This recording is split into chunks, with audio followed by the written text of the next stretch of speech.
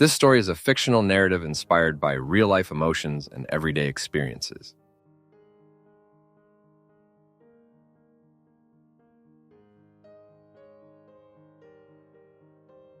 Chapter 1, the first time I saw him.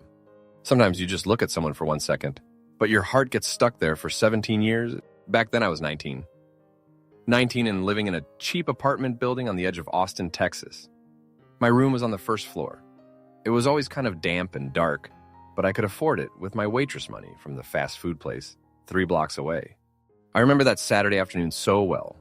The sky was all gray, like it was going to rain, but for some reason I decided to do my laundry then instead of early in the morning like I usually did. I was carrying this big plastic basket full of clothes, kind of shuffling along to the laundry room in the corner of the courtyard. I walked past this big old oak tree and I saw a guy sitting on a wooden bench, reading a book. He looked up, and that was it. Just 1 second. Our eyes met, and I almost dropped the whole basket. He didn't smile or say anything. He just looked at me, like I was a question he didn't have the answer to yet. Then he looked back down and turned the page. I hurried away. My heart was pounding so hard I thought it was going to jump right out of my chest. When I got to the laundry room, I leaned against the washing machine, breathing like I'd just run a marathon. The old machine was shaking as I put my clothes in, but I couldn't hear anything except the blood rushing in my ears. On my way back to my room, I took the long way past the oak tree, but he was gone.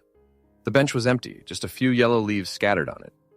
I stood there for a minute, wondering what was wrong with me. That night, in my tiny little room, I couldn't do anything except think about him. The way he sat, the way he held his book, the way he looked at me. I didn't know his name, didn't know what he did or studied. I only knew he lived upstairs because I'd seen him come down the stairs that day. The next morning, I casually asked our landlady. Mrs. Lopez is Mexican, really nice, and she loves to talk.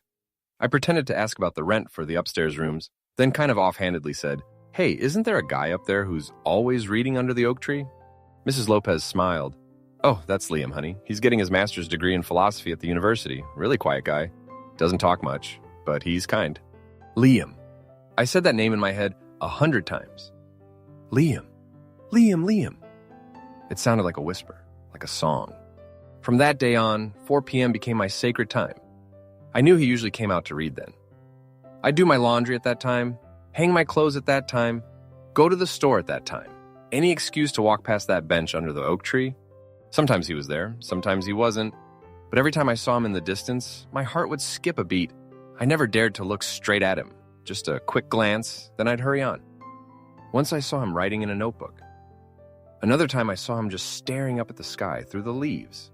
And I'd wonder, what is he thinking about? Then I did this crazy thing that even now I can't believe I had the guts to do. I asked Mrs. Lopez for his phone number. I lied and said I needed to ask him about some books. She just gave it to me, no questions asked. I took that little piece of paper back to my room and stared at it for 2 hours. My hands were shaking when I typed out a text. I'd write it, then delete it. Write it, delete it. Finally, I closed my eyes and hit send. "Hey, I'm your neighbor downstairs. Just wanted to say you look really nice reading." After I sent it, I threw my phone on the bed like it was a bomb. I ran to the bathroom and looked at myself in the mirror. My face was all red, my eyes were all bright. I said to my reflection, "You're crazy, Maya." The first 2 days, my phone was silent. I checked it constantly. Pick it up, look at the screen, put it down, pick it up, look, put it down. I almost broke the button. I told myself, he's probably busy. He probably didn't notice. He probably got some random weirdo's text and deleted it.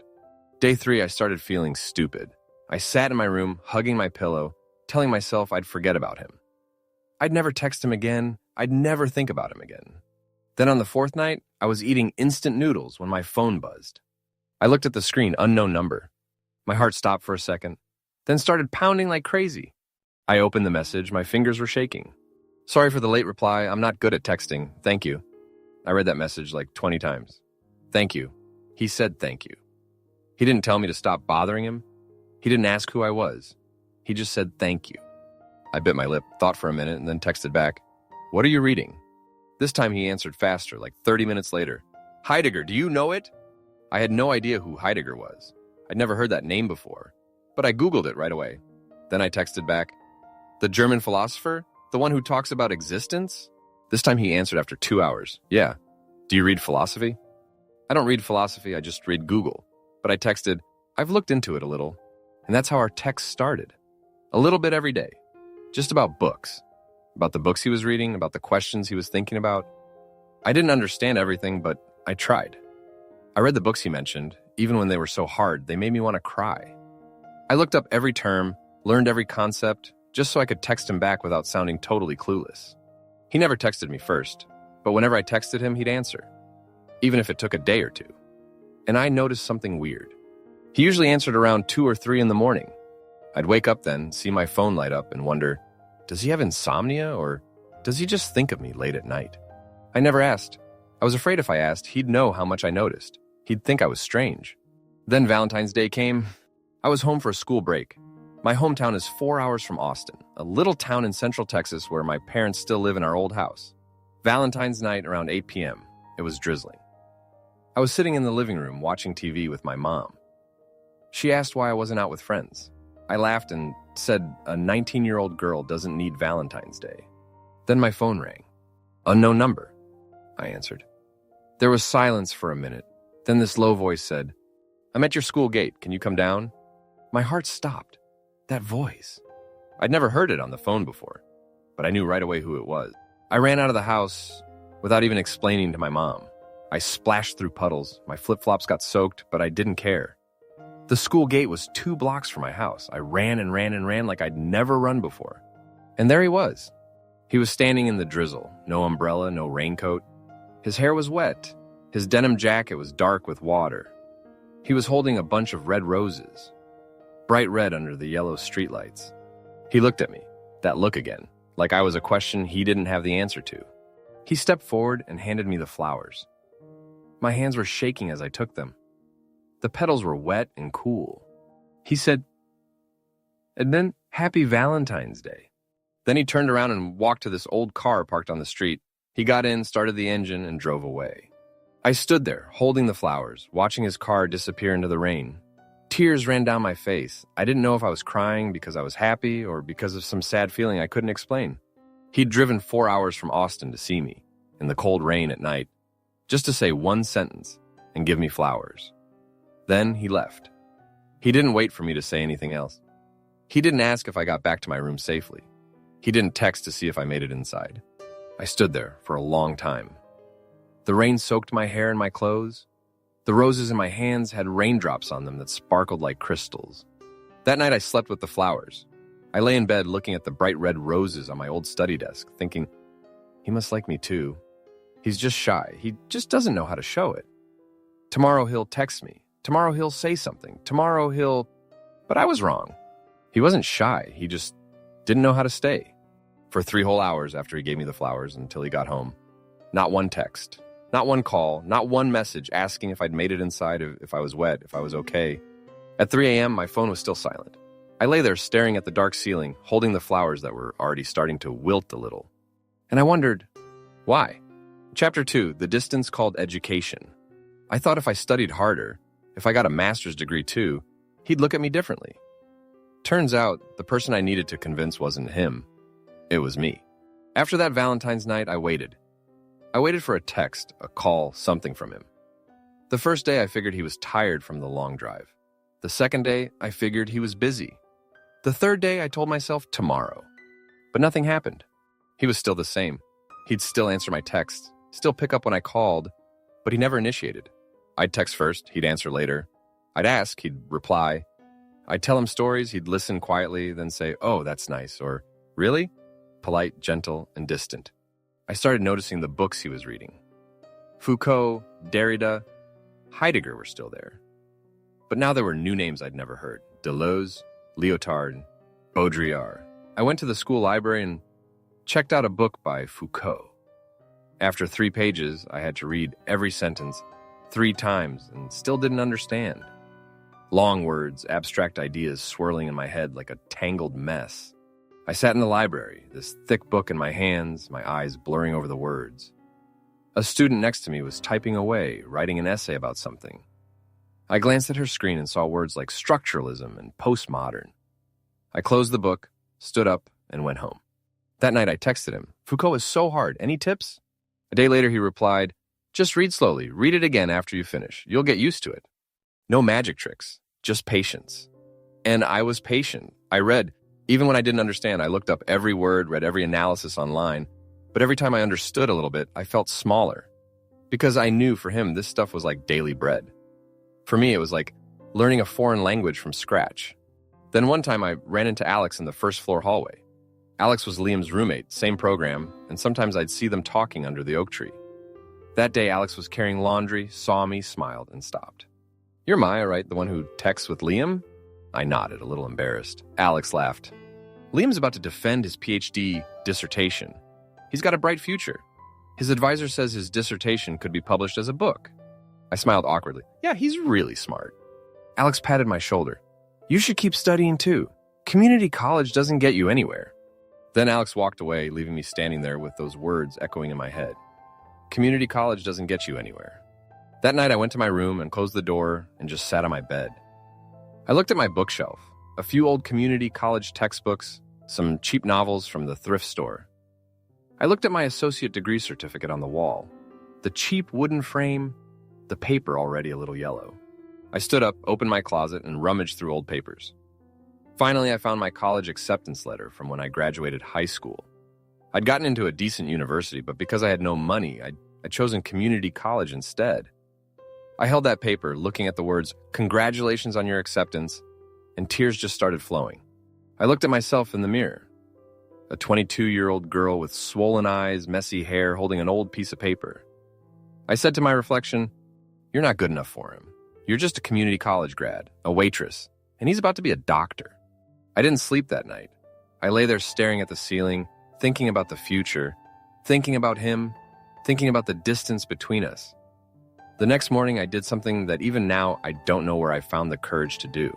I enrolled in a university, night school, working and studying at the same time. Work during the day, school at night. No time for friends, no time for myself. Just books and assignments. I studied like a crazy person, like if I studied hard enough, I'd be worthy of him. Like if I got a bachelor's degree, he'd see me differently. The few times I saw him, I still smiled, still talked to him. He was still the same, quiet and distant, but I felt a little more confident. I thought, wait until I graduate, everything will be different. 3 years later, I graduated with honors. That day, I held my diploma in my hands, took a picture, and sent it to my parents. Then I called Liam. The phone rang a few times, and he picked up.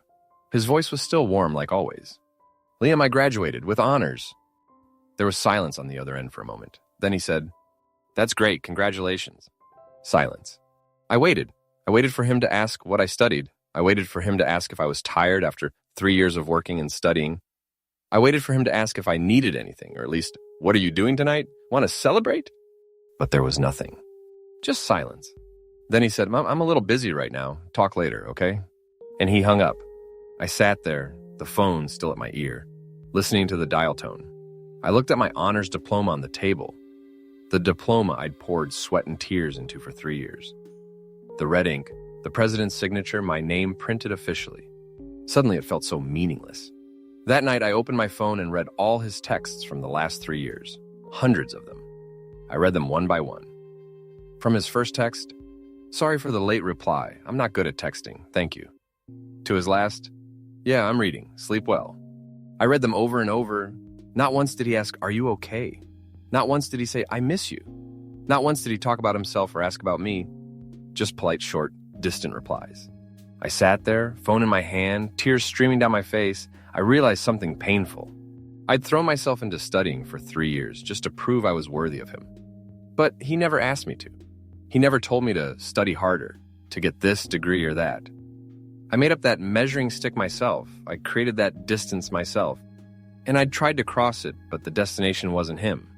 The destination was just an illusion. A few months later, I decided to leave Austin. I got a job in New York, a small company. Not great pay, but enough to live on. I packed my things, returned my room, said goodbye to Mrs. Lopez. She hugged me and asked if I told Liam. I shook my head and smiled. No, he's busy. Before I left, I sat in my empty room, opened my phone, and typed a message. Slowly, carefully. "Liam, I used to think if I tried hard enough, you'd see me. But I've realized some distances can't be crossed with effort. Goodbye." I read it 3 times. My finger hovered over send. My heart was pounding. One click, and he'd know. He'd know what I'd been thinking, what I'd been feeling for 4 years. Then I didn't send it. I saved it in my drafts, turned off my phone, put it in my pocket. I got on the bus, sat by the window, and watched Austin fade away behind me. Familiar streets, houses, the old oak tree at the apartment building, all fading. I didn't cry, I just felt tired, a bone-deep tiredness. I kept that text in my phone for the next 10 years. Never dared to send it, never had the heart to delete it. Like a scar I'd carved into my own heart. Years later, I found out that on the night I left Austin, Liam came to my old apartment looking for me. He stood under that oak tree for 3 hours, in the rain, staring up at my dark window. He didn't call, didn't text, didn't ask anyone about me. He just stood there, silent, the way he always was, because he was afraid of bothering me. Chapter 3, 17 years, half a lifetime. 17 years. Longer than I lived with my parents. Longer than any relationship I'd had since. 17 years of loving someone who never said he loved me. New York was loud and fast, nothing like Austin. I threw myself into work to forget. Worked during the day, home to my tiny rented room in Brooklyn at night, day after day. I had a few short relationships, a coworker, a photographer I met at a coffee shop, a doctor from a dating app. None lasted more than a few months. They said I was cold, distant. They didn't know my heart had been left in Austin long ago. But there was one day I'll never forget. September 15th, Liam's birthday. Every year on that day, I'd text him. From my new number because I'd changed numbers a few times after moving. I'd write, "Happy birthday." No name, no expectation of a reply, just a habit. A little ritual I did for myself. Like lighting a candle at a memorial. One year, I got a reply, just 2 words. "Who's this?" I looked at my screen and smiled sadly. My fingers hovered over the keyboard, ready to answer, then stopped. I turned off my phone and put it in my pocket. Outside, it was raining. I stood there watching the drops slide down the window, wondering what the hell I was doing. Then one day I ran into Alex in New York. I was sitting in a coffee shop in Manhattan reading when someone tapped my shoulder. I looked up. Alex, Liam's old roommate, a few years older but still recognizable. "Maya, oh my God, is that you?" Alex pulled out a chair and sat down, face full of surprise. "I heard you moved to New York a while ago. How are you?" We talked for a while about work, about life. Then Alex looked at me differently. "Do you still remember Liam, my old roommate?" My heart stopped for a beat. I tried to keep my voice calm. "Yeah, why?" Alex sighed and shook his head. "Poor guy, he's really sick. Had to stop teaching. I don't know the details, just that he's been hospitalized a few times. He doesn't talk much, doesn't tell anyone anything." I was holding my coffee cup. My hand shook, almost spilling it. I put the cup down and placed both hands on the table to hide the shaking. Alex said something else, but I wasn't listening anymore. My mind was spinning, really sick, hospitalized, stopped teaching. The words shattered in my head like broken glass, sharp and painful. That night back in my room, I called Liam, his old number, the number I'd kept in my contacts, even though I hadn't called once in 10 years. It rang once, twice, 3 times, then voicemail. I called again, voicemail again. I called over and over, dozens of times until my phone battery was almost dead. No one answered. I sat on my bed holding my phone and cried. I cried like I hadn't cried in 10 years. I cried because I was scared. Scared he was already gone. Scared I wouldn't get to say anything to him. Scared all those years of silence would end in a pain I couldn't fix. Then at 2 a.m. my phone rang. I answered immediately without even looking at the screen. "Hello?" His voice came through, hoarse, weak, like he'd just finished a long coughing fit. But it was his voice. "Hello?" I choked, 1,000 words in my head, but all I could say was, "It's me." Silence, a long, breathless silence.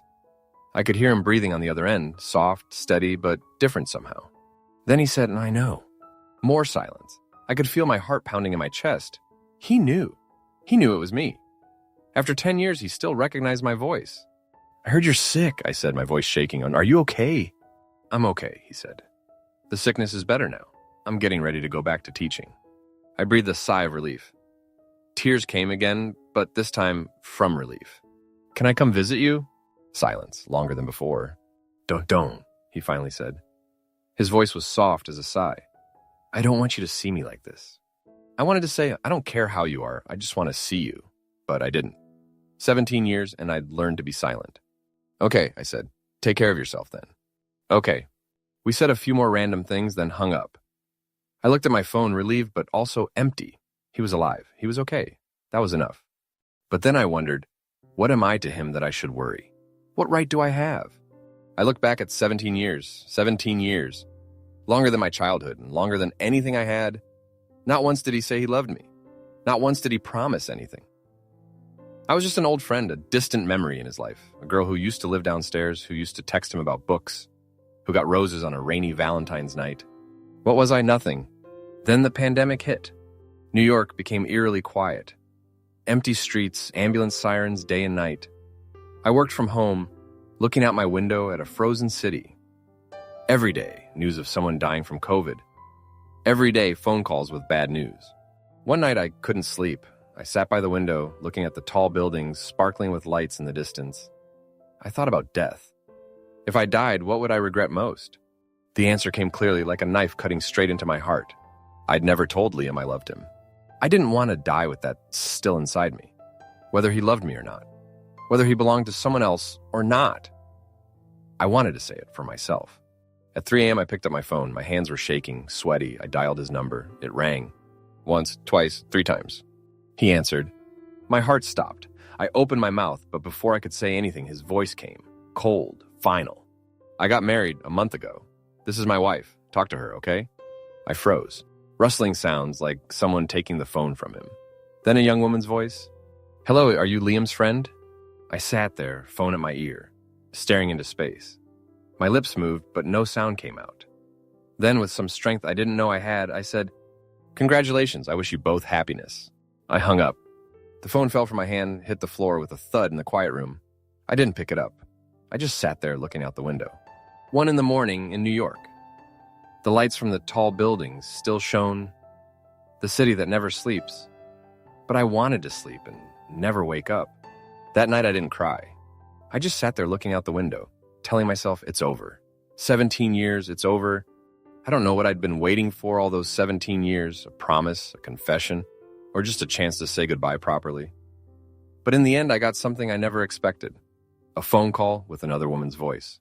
On the other end, in a small hospital room in Austin, Liam looked at the phone he'd just put down. Tears ran down his hollow cheeks.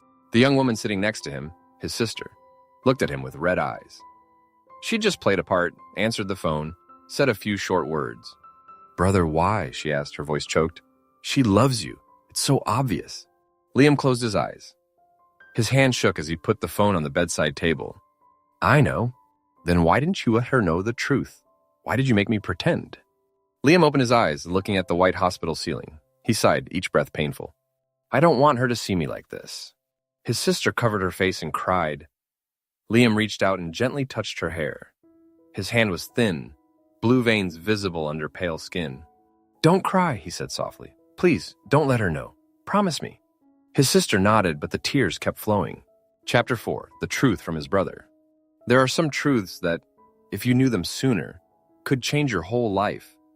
But there are also some truths that come late just to prove that some things, even if you knew them sooner, you couldn't change anyway. 6 months after that phone call, my life went back to its old routine. Go to work, come home, sleep, then go to work again. I stopped texting him on his birthday. I deleted his number from my contacts, even though I still had all 17 numbers memorized. I tried to live like he'd never existed.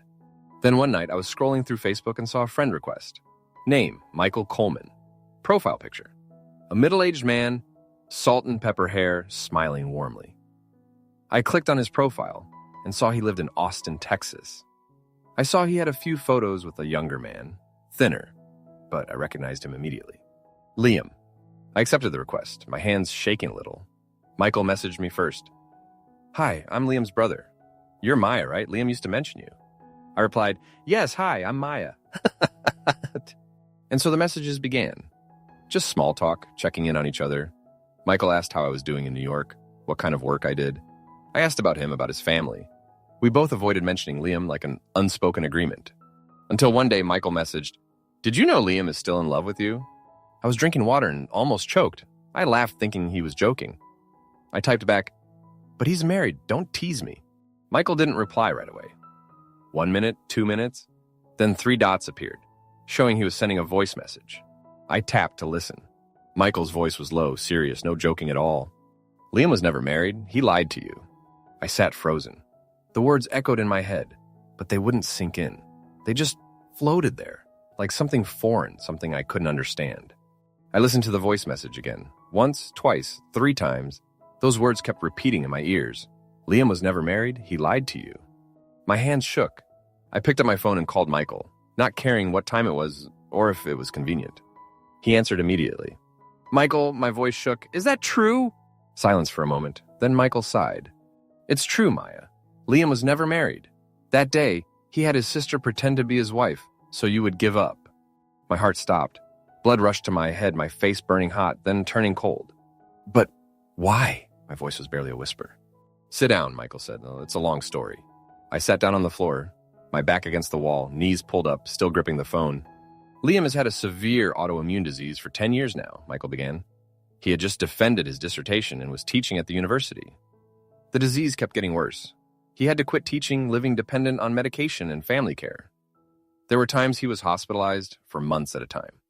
I listened, unable to believe my ears. 10 years ago. That meant right after I left Austin, not long after I graduated from university and moved away. He told me, Michael continued, his voice choked, I don't want Maya to see me like this. I want her to remember me like I was at the apartment, when I was healthy, when I could still read under the oak tree. Tears started falling. Not sobbing, just tears rolling down my face uncontrollably. The day you left Austin, Michael said, and he drove to the old apartment building. He stood under that oak tree for 3 hours in the rain. He said he just wanted to see your room one last time, but he didn't dare call, afraid you'd see him weak. I remembered that night, the night I got on the bus leaving Austin. Rain, pouring rain. I sat looking through the foggy window, not knowing someone was standing in the rain, looking up at my empty room. Why? I whispered. Why didn't he tell me? He was scared, Michael said. Scared you'd stay out of pity. Scared you'd waste your whole life taking care of a sick person. Scared you'd look at him every day and just see a body falling apart. He wanted you to have your own life, Maya, a bright life without sickness and pain. I covered my face and cried. Sobs choked in my throat. I cried like I'd never cried in 17 years. 17 years, a whole lifetime. I thought I was the only one suffering, the only one carrying an unrequited love. Turns out he suffered too. He loved too. He waited too, just in a quieter way than me.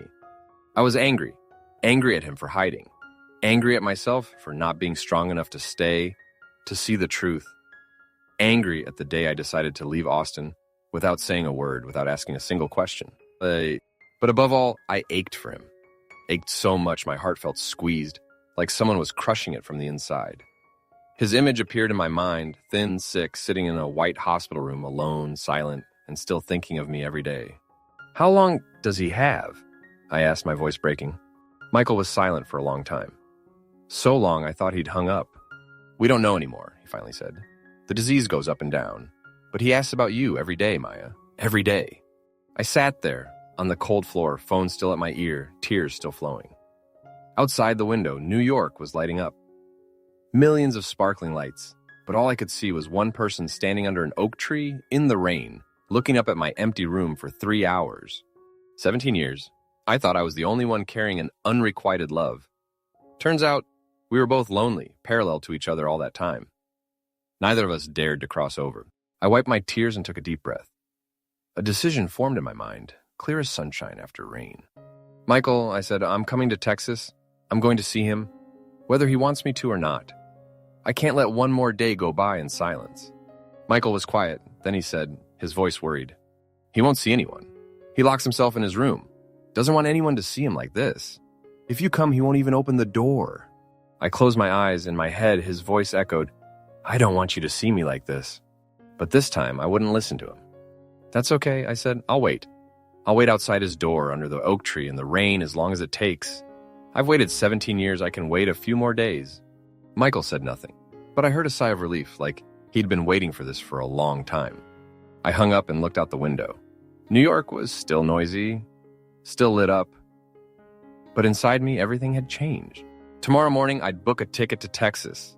Tomorrow morning, I'd begin the journey of 17 years back. Whether he opened the door or not. Chapter 5, The Journey Back. The flight from New York to Austin takes 4 hours, but to me it felt as long as the 17 years I'd spent running from myself. I booked the ticket that same night after hanging up with Michael. My hands shook as I typed in my credit card number as I chose the date and time. 6 a.m. tomorrow, the first flight out. I hurried like I was afraid I'd change my mind, like if I was even 1 minute late, he'd disappear. I couldn't sleep all night. I sat by the window of my little Brooklyn apartment, looking at the blinking lights across the river. In my head, 1,000 questions spun. What would I say when I saw him? Would he even want to see me? Or would I just hurt him more? If he didn't open the door, what would I do? If he did open the door, would I have the courage to see him as he is now? I looked at the clock, 2 a.m., 3 a.m., 4 a.m. When the sky began to lighten, I pulled my suitcase out of the room, locked the door, and didn't look back. On the plane, I sat by the window, looking at the white clouds below.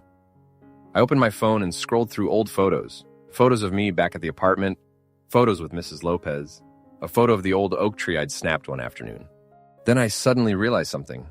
I didn't have a single photo with Liam. 17 years is 17 long years. Thousands of texts, hundreds of calls. One Valentine's night, he drove 4 hours to give me flowers. And I didn't have one single photo with him. Tears started falling. Not loud sobs, just tears rolling down my face, dropping onto my phone screen. I wiped them away, but they kept coming. A flight attendant passed by, saw me crying, and bent down to ask softly, "Are you okay, ma'am? Can I help with anything?" I shook my head and managed a weak smile. "I'm okay, I'm just missing someone." The flight attendant looked at me with sympathy, then moved on. I turned back to the window, watching the clouds drift by, thinking about him, about what was coming. When I landed at Austin Airport, I looked around for Michael. It had been 10 years since I'd left the city. Everything felt familiar and strange at the same time. The thick Texas heat hit me as soon as I walked out the glass doors. Michael was waiting for me in the pickup area. He waved when he saw me. He looked older than in his photos, more salt and pepper hair, dark circles under his eyes from lack of sleep. He hugged me quickly, then took my suitcase. "Let's go," he said. My place is about 40 minutes from here." In the car, it was quiet for a long time. I looked out the window at familiar streets passing by. Then Michael spoke first. "He's really bad now, Maya." I turned to look at him. My hands gripped the seat. He talks less and less, barely leaves his room. Sometimes he doesn't come out for a whole week. He just sits there reading, writing, or staring out the window. Michael paused, then continued, his voice dropping. "He still asks about you every day, but every time I say, 'Hey, should I call Maya for you?' he shakes his head and says, 'Don't bother her.'" I was silent. My throat tightened. The car turned onto a small road, then stopped in front of a modest one-story white house, set in a little garden with a wooden fence. "Here we are," Michael said. I got out of the car, my legs shaking a little. Through the gate, across a small yard, to the front door. Michael opened it and led me into the living room. "His room is at the end of the hall," he pointed. "I'll let you go in alone, okay? Hearing your voice will be better for him."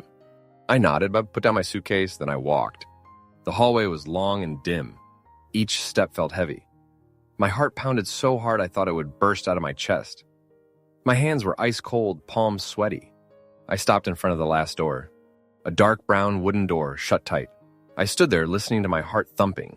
Then I knocked. Knock, knock. Silence. I knocked again. Knock, knock. From inside, his voice came out. Hoarse, thick, much weaker than the last time I'd heard it on the phone. "Who is it?" I opened my mouth, but no sound came out. I swallowed, trying to gather all my courage. "It's me." Silence, a long, breathless silence. I could imagine him inside, frozen, not believing his ears. Then his voice came again, this time, shaking more. "Go home. I don't want you to see me like this." I stood there. His words cut like a knife, but this time, I wasn't running away. I slid down and sat in front of his door, my back against the cold wood. I pulled my knees up, hugged them tight, and then I spoke. My voice was soft, like a whisper, but loud enough for him to hear through the thin door. 17 years, Liam. I've waited 17 years. I'm not waiting one more minute. If you don't open the door, I'll sit here until you do. Inside, it was quiet. Then I heard a sigh that sounded like it was breaking apart from someone's chest. I sat there, 1 hour, 2 hours, 3 hours passed. The hallway grew dark. The automatic lights turned on at some point without me noticing. I didn't move, didn't drink water, didn't go to the bathroom. I just sat there back against the door like a statue. Sometimes I heard soft noises inside, footsteps rustling, him sighing, but the door stayed shut. At 2 a.m., when the hallway was lit only by dim yellow lights, I heard the lock click open. The door cracked open. I looked up. Liam stood there. He was so thin I almost didn't recognize him. His face was hollow, cheekbones jutting out, eyes sunken deep. His hair was much grayer than I'd imagined, his back slightly hunched, his hand gripping the door frame, thin with blue veins visible. But his eyes, those eyes, still the same eyes from back then, looking at me like I was a question he didn't have the answer to. We looked at each other, no one spoke. I saw his eyes redden. I saw him bite his lip, trying to hold back. I saw the first tears roll down his hollow cheeks. I stood up, my legs were numb from sitting so long, I almost fell. He reached out to catch me, but I caught my balance. Then I stepped forward. I threw my arms around him. He stiffened. His whole body went rigid like a log, not moving.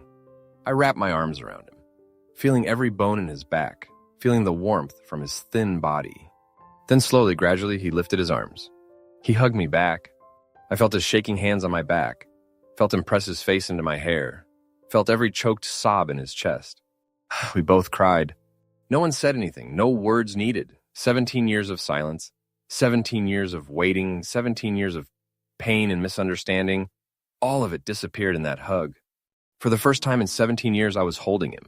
And I realized all those years of waiting, suffering, feeling sorry for myself, all of it disappeared in that hug. All that was left was him and me. The next morning, I woke up on the living room sofa. Someone had covered me with a blanket. Sunlight streamed through the curtains, casting warm patches on the floor. I sat up and looked around, and I saw Liam. He was sitting in the armchair across from me, watching me. His eyes were still gentle, but mixed with a deep sadness. We looked at each other for a long time. Then he spoke, his voice rough after a sleepless night. "You shouldn't have come. I'm not the person you used to love anymore." I sat up straight and looked directly into his eyes. Into those eyes that were still there. Still the same eyes from back then under the oak tree. "You're still you," I said. "It's just that now I'm strong enough to stay." His eyes wavered. Then he looked down, hiding the tears about to spill. I stood up, walked over, and sat down next to him. I placed my hand on his thin hand and held it. This time he didn't pull away. Chapter 6, The Days Together. The days I spent with him, I learned how to love someone not with words, but just by being there. Sometimes just sitting next to each other, not saying anything, was enough to feel complete. I asked for 2 weeks off work. My company in New York wasn't happy about it, but I didn't care about losing pay or missing important projects. Didn't matter. 17 years, and for the first time I was with him.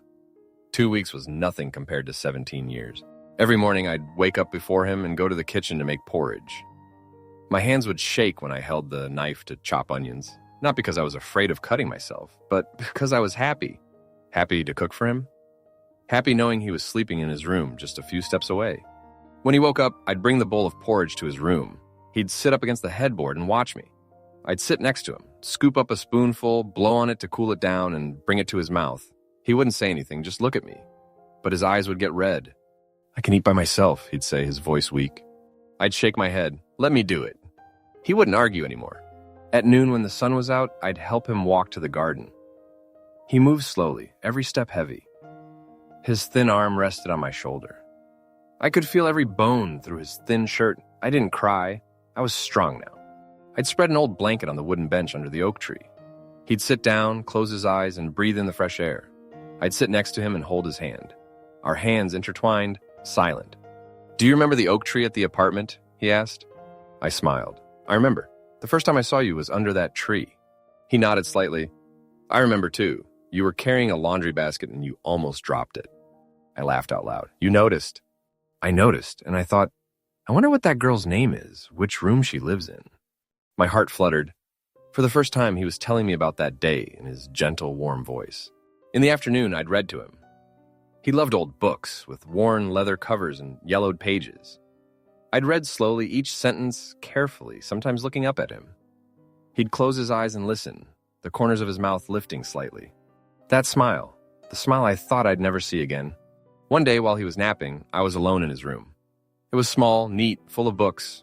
I looked around and saw an old notebook on his desk, with a faded black cover. I didn't mean to open it, but my hand reached out on its own, and I flipped to the first page. His handwriting, slanted, delicate, consistent. I read, September 15th, 2005. "Today is my birthday." She texted me happy birthday.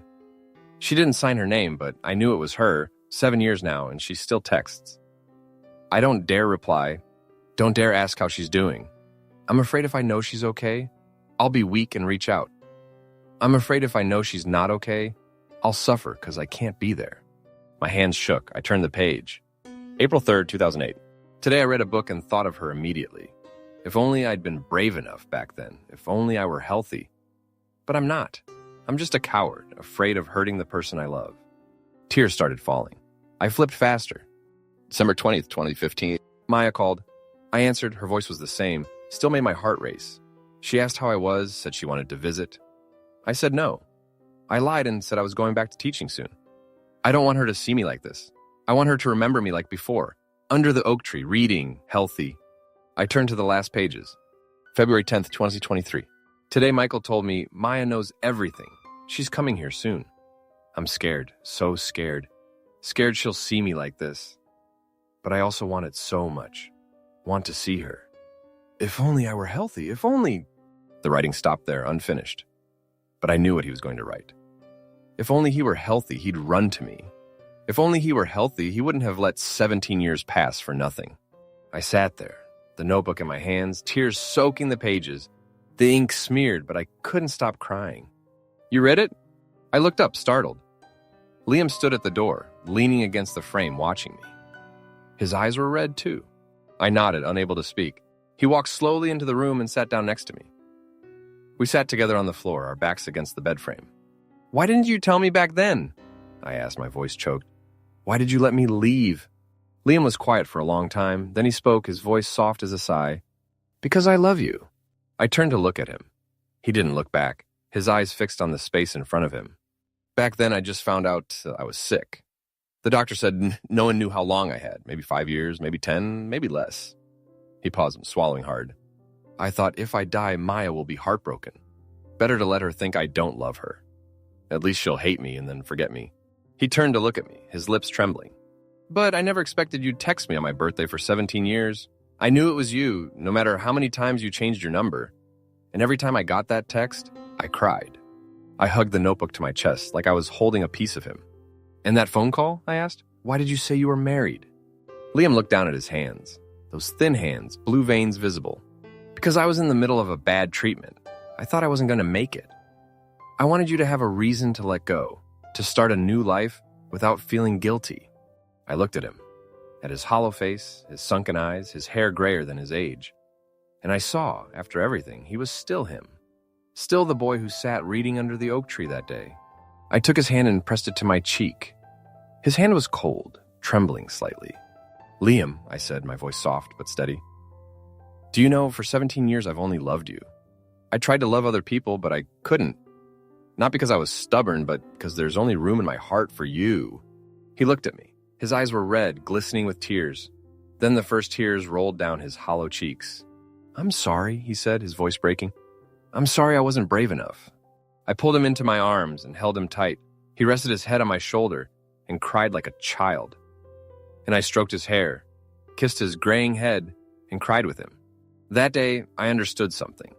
Love isn't always holding hands and walking through life together. Sometimes it's letting go so the other person can be happy. And he'd done that alone for 17 years. That night, I was sleeping on the living room sofa when I heard sounds from his room. Heavy breathing, soft moans. I ran in. Liam lay in bed, his face flushed, hair soaked with sweat. I put my hand on his forehead, burning hot.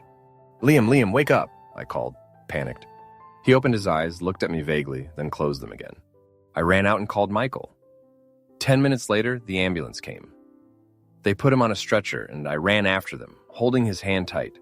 His hand was hot, but he squeezed mine weakly. In the ambulance, I sat next to him, watching his face grow pale under the oxygen mask. The siren wailed through the night, tearing through the quiet darkness. At the hospital, they took him into the emergency room. The door slammed shut in my face. I sat on the long bench in the hallway, my hands still shaking. On my hand, a spot of his blood from when they'd inserted the IV was still there. I looked at it and didn't wipe it off. Michael sat next to me, silent. He put his hand on my shoulder to comfort me, but I couldn't feel anything. I just stared at that closed emergency room door. For the first time in 17 years, I was truly afraid of losing him. For the first time, I understood that the days we'd had were just a gift. And gifts can be taken away at any moment. Chapter 7, The Fragile Line. There are nights when you sit in a hospital hallway, staring at the emergency room door, wondering how you'll live the rest of your life if he doesn't make it. The emergency room door opened after 3 hours. The doctor came out, his face tired. I jumped up and ran to him. "How is he, doctor?" The doctor looked at me, and something in his eyes made my heart tighten. "He's out of immediate danger, but we need to keep him for observation." I breathed out, my legs shaking so much I almost collapsed. Michael helped me sit back down. "Can I see him?" I asked. "Yes, but only briefly. He needs rest." I pushed the door open and walked in. Liam lay on the hospital bed, his face pale, tubes everywhere. His eyes were closed, his breathing weak through the oxygen tube. I pulled up a chair and sat next to him, holding his hand. His hand was ice cold. I sat there all night, didn't sleep, just watched him, held his hand, occasionally wiping his face with a warm cloth. The next morning, he woke up. When he saw me, his eyes widened, then softened. "You stayed up all night?" I nodded and smiled. "I'm fine." He wanted to say something, but I put my finger to his lips. "Don't talk, just rest." But he wouldn't have it. He looked at me with those eyes I knew so well. Worried, conflicted. "What did the doctor tell you?" I avoided his eyes. "Nothing much, just that you need rest."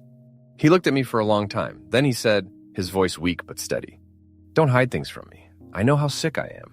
He paused, swallowing. "I just don't want you to have to watch this." I was quiet. Tears started to rise, but I held them back. "Go back to New York," he continued, his voice shaking.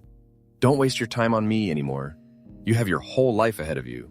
I looked at him, at his hollow face, at those sunken eyes, trying to hide the pain. And I saw that even now he was still thinking of me, still wanting me to be happy, even if that happiness wasn't with him. I squeezed his hand. My voice shook, but I was determined. "Liam, I lived 17 years without you. I don't want to live one more day without you. Even if it's just 1 month, 1 week, or 1 day, I want to be with you." He opened his mouth to speak, but I didn't let him. I leaned down and kissed his forehead. It was cold, smelling of antiseptic. "Don't push me away again," I whispered. "Please." He was silent. His eyes were closed, but I saw the corners of his eyes glisten. A tear rolled down his temple onto the pillow. I wiped it gently, then sat back down, still holding his hand. A few days later, the doctor asked to see me alone. He closed his office door and asked me to sit. Looking at his face, I knew I was about to hear bad news. "Are you Maya?" he asked. "Yes. I'm Liam's primary doctor. I need to talk to you about his condition." He opened a thick file and looked at me with pity in his eyes. "Liam's condition is very serious. His autoimmune disease has progressed severely over many years, affecting multiple organs. We've done everything we can." I sat still, gripping the chair. "How long does he have?" The doctor was quiet for a moment. "It's hard to say exactly. Maybe a few months. If we're lucky, 1 to 2 years. But you need to be prepared. It could happen at any time." A few months, 1 to 2 years. The numbers echoed in my ears, but didn't seem to sink in. 1 to 2 years. After 17 years of waiting, I only had 1 to 2 years. I stood up, thanked the doctor, and walked out into the hallway. As soon as I was through the door, I collapsed onto a bench. I covered my face with both hands and cried hard, unable to stop. A nurse walked by and stopped. "Are you okay? Can I help you with anything?" I shook my head, not looking up, unable to speak. The nurse put a hand on my shoulder for a moment, then walked away. Only one thought filled my head. I just found him again, and now I'm going to lose him?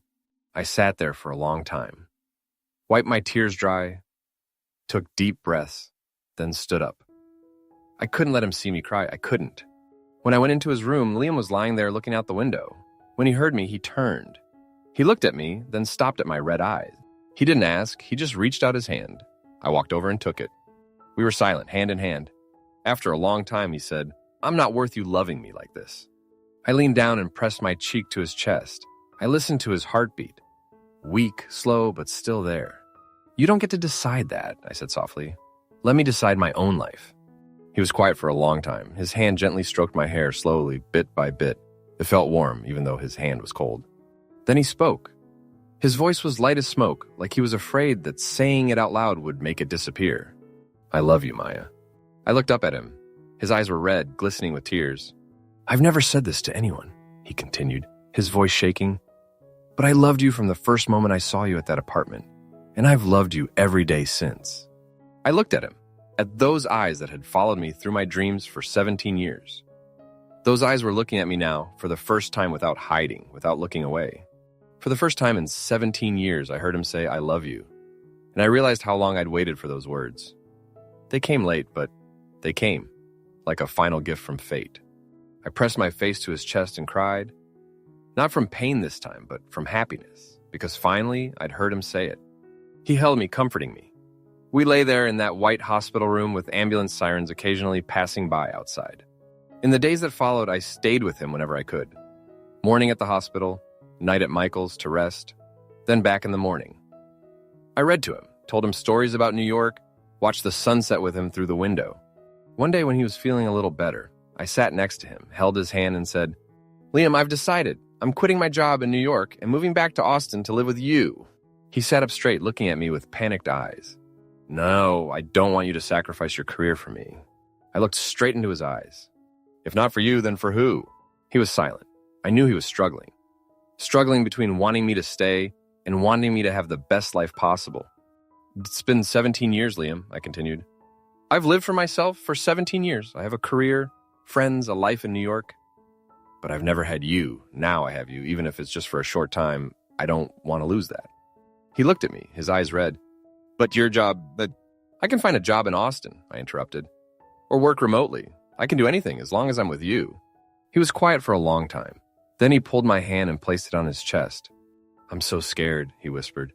"Scared you'll watch me get worse. Scared you'll regret it." I shook my head. "I won't regret it. The only thing I regret is not being with you for 17 years.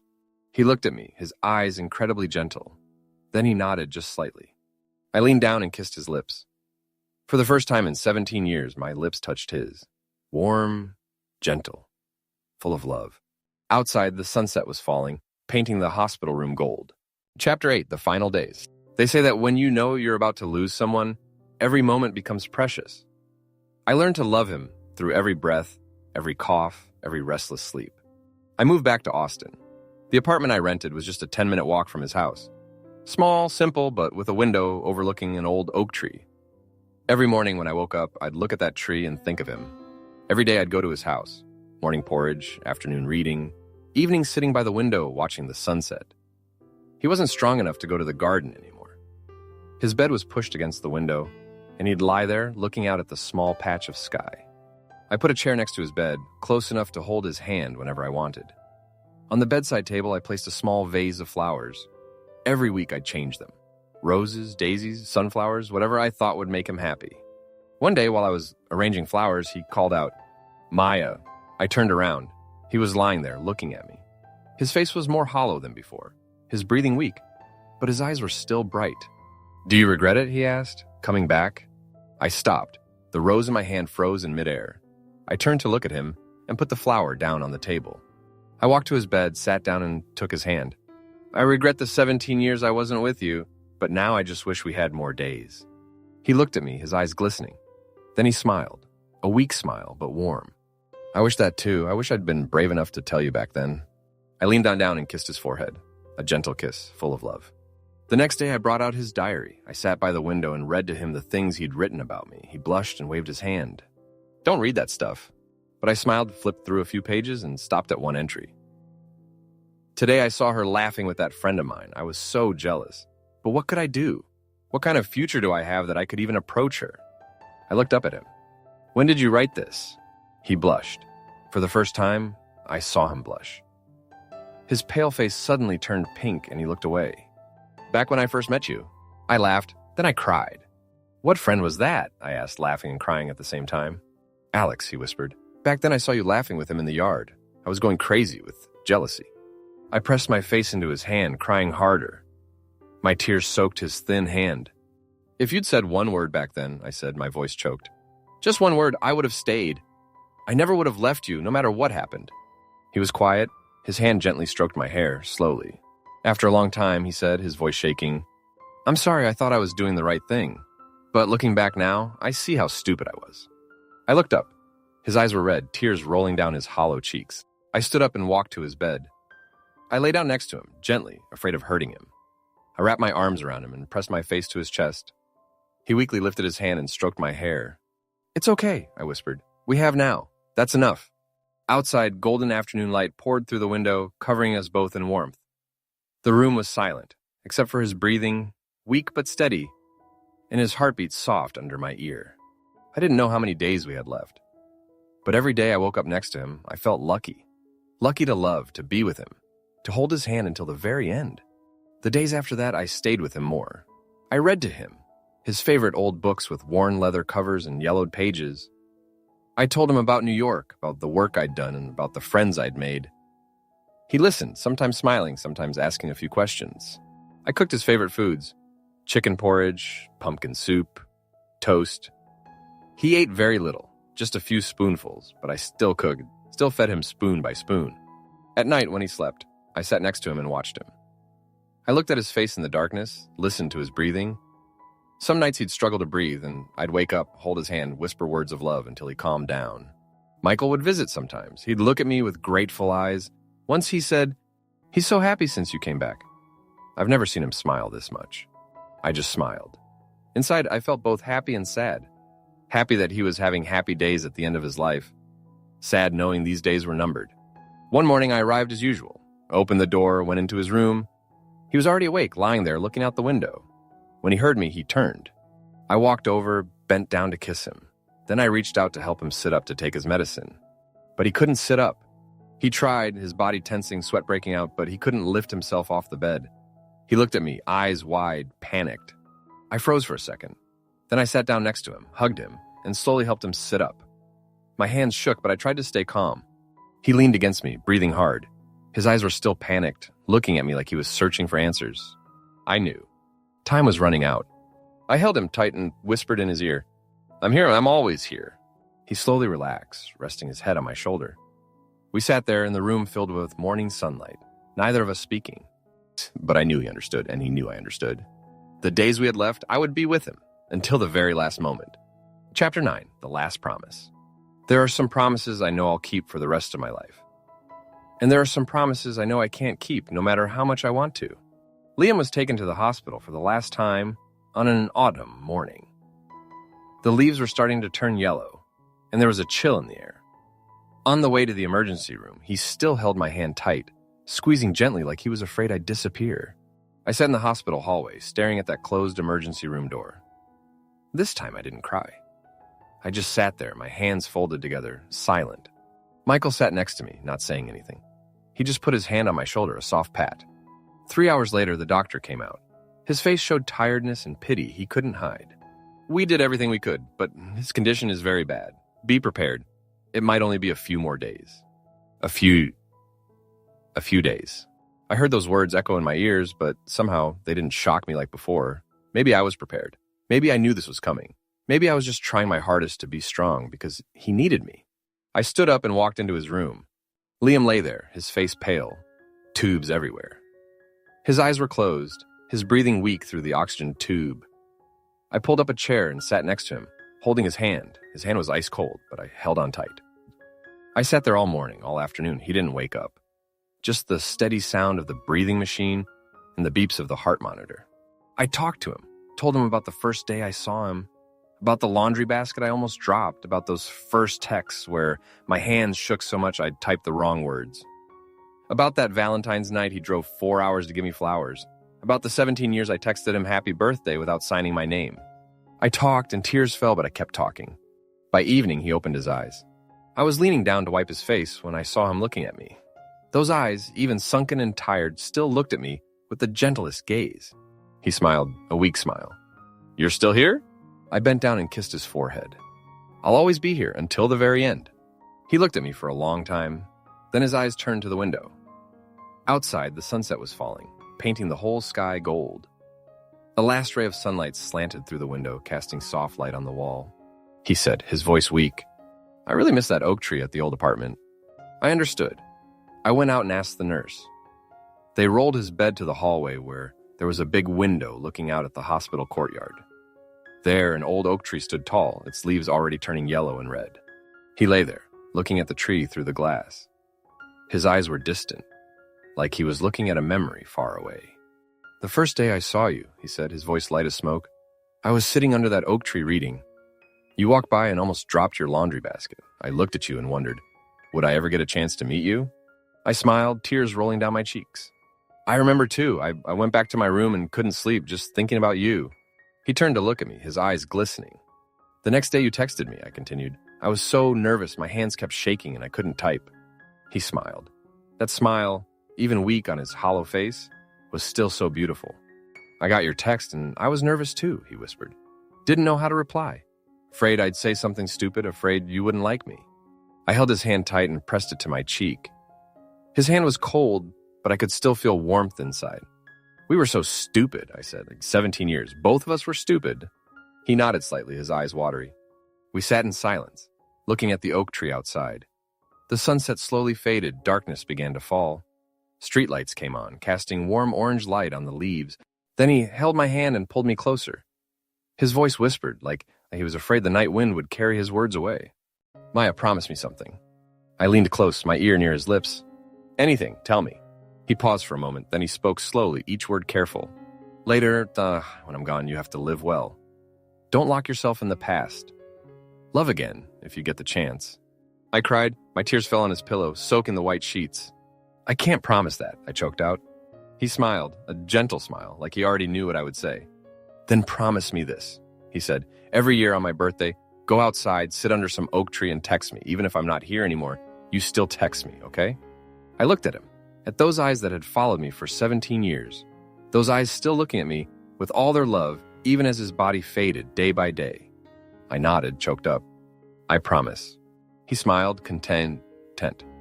His hand squeezed mine gently, then slowly relaxed. That night, I sat beside him. He drifted off, breathing steadily. I didn't sleep, just watched him, held his hand, listened to every breath. At 3 a.m., his breathing slowed, slower, then slower still, then it stopped completely. The heart monitor let out one long beep. Doctors and nurses ran in. They did everything they could. But I knew. He was gone. I sat there, not crying. I watched them work. Watched the flat line on the screen, watched his face still peaceful like he was sleeping. When everyone left, I stayed. I pulled my chair close to the bed and held his hand again. His hand was still warm, but I knew it would cool soon. I looked at him for a long time. At every line on his face, his high forehead, straight nose, lips curved slightly like he was smiling in his sleep. The next morning, when dawn broke, I was still there. The first sunlight came through the window, casting a pale gold light on his face. Beautiful. He was so beautiful. I leaned down and kissed his lips one last time. Cold, but still sweet. That was our last promise. I knew I'd keep that promise for the rest of my life. Every year on September 15th, I go to the park, sit under an oak tree, and text. Happy birthday, Liam, are you okay? I don't actually send it to any number. I just type it into a make-believe number in my head. But I know somewhere he still gets it. Because he promised to wait for my texts, and he never broke a promise. Chapter 10, 17 years and the rest of my life. People ask me loving someone for 17 years without being with them. Does it hurt? I say yes. But loving him, even just in those final days, was the best thing in my life. Liam's funeral was on a rainy day. Austin was sad, light rain falling on the walnut coffin. I stood there holding a white rose, looking at him one last time before they closed the lid. He lay there peaceful like he was sleeping. They'd dressed him in his favorite gray suit, his hands folded on his chest next to his favorite book, that old copy of Heidegger he'd read hundreds of times. I didn't cry at the funeral. I just stood there, looking at him, and silently promised, I'll keep my promise. I'll live well for both of us. After the funeral, I stayed in Austin another month. Michael asked me to help clean the house, sort through Liam's books and things. I agreed because I wanted to stay a little longer, to live in the space he'd lived in, to touch the things he'd touched. His room was still exactly as he'd left it. Bed with white sheets, neat desk with stacks of books lined up straight. On the wall was still that photo I'd taken with Mrs. Lopez way back, which somehow ended up in his room. I opened every drawer, every bookshelf, and I found so many things. A box full of photos. Photos of me at the apartment, photos of me laughing with Alex in the yard, photos of me reading under the oak tree. There were even birthday cards I'd given him, little notes I'd written and slipped into books I lent him. And another notebook, black cover, old, corners slightly curled. I opened it. His diary, the years after I left Austin. September 15th, 2014. Today I got a birthday text from an unknown number. I knew it was you. I wanted to text back, wanted to tell you how much I miss you, but I didn't dare. I was afraid that once I started, I wouldn't be able to stop. I turned the page. December 20th, 2017. Another winter. The sickness is worse. I was in the hospital for a month. Every night, looking at that white ceiling, I think about you. Maya, if only I were healthy. If only... The writing stopped there, unfinished.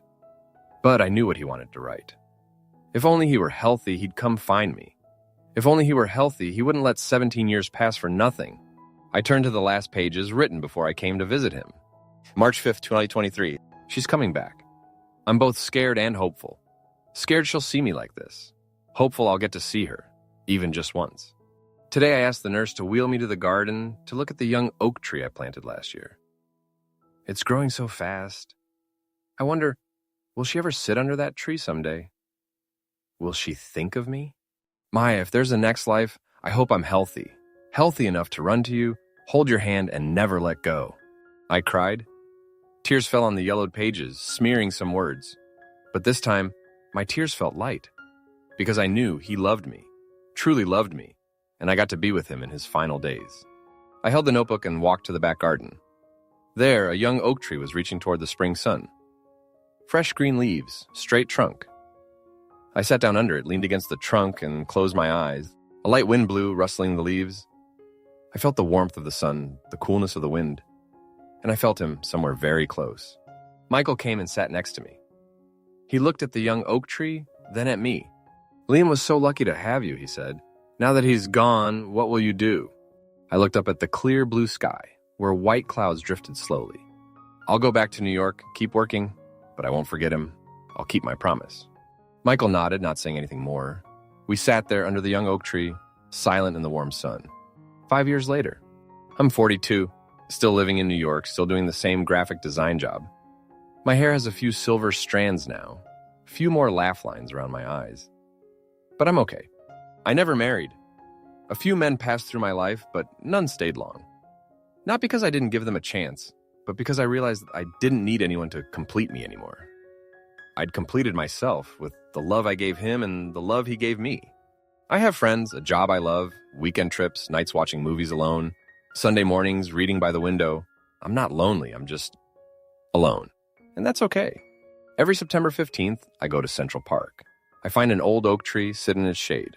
I open my phone, go to my notes, and write, "Happy birthday. Today I'm at the park sitting under an oak tree. The sun is beautiful. Are you okay?" I don't send that message anywhere. I just write it, like a ritual for myself, like my way of talking to him, even though I know he's not here to hear. But I believe somewhere he still hears. One year, on a late autumn day, I was sitting under my usual oak tree. Yellow leaves covered the grass. Sunlight streamed through the leaves, creating sparkling patterns. I was writing a belated birthday text. I'd been too busy to come a few days earlier, when I saw a man sit down on the bench across from me. He was holding a book, reading.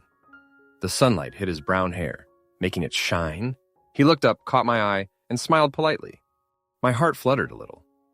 Not because he was handsome or attractive, but because of the way he sat reading under the oak tree, the way he looked up at me. It all reminded me of Liam long ago. I smiled to myself, wondering, is this a sign you're sending? But I'm not ready. Maybe I'll never be ready. But I'm not afraid. Because I know love isn't about possessing. It's about cherishing what you had. I stood up, walked past him, and smiled again. He watched me go, a little surprised. I didn't look back. 17 years loving him, I thought I'd lost my whole life. But actually, I found myself in those years. I learned how to love, how to wait, how to let go, and finally, how to cherish every moment. Thank you, Liam. Thank you for walking into my life, even if just with a glance under that oak tree that day. One Saturday afternoon, I was sitting reading in my little Brooklyn apartment when the doorbell rang. I opened the door. A polite man in a black suit stood there. "Excuse me, are you Maya?" "Yes, I'm Maya." The man handed me an envelope. I'm the lawyer for Liam Coleman's family. He left this for you and instructed me to deliver it exactly 5 years after his passing. I took the envelope, my hands shaking.